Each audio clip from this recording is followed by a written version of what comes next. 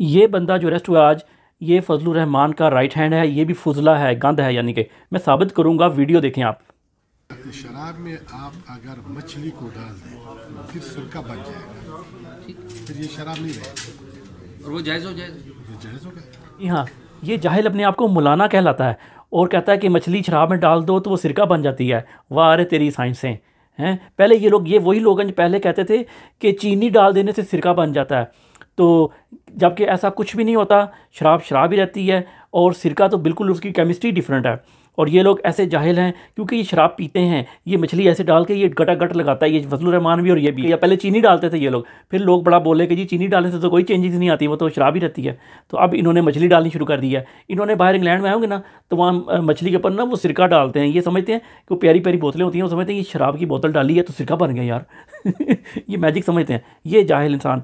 और ये फजलुर रहमान वो बंदा है जिसका बाप भी पाकिस्तान के ख़िलाफ़ था, ये भी पाकिस्तान के ख़िलाफ़ है।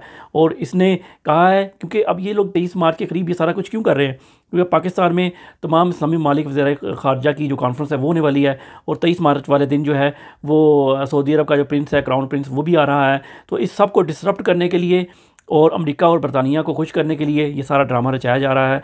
और इंशाअल्लाह इमरान खान इसमें भी कामयाब होगा और इन दहशत गर्दों की खूब लितलोल होगी। Thanks for watching.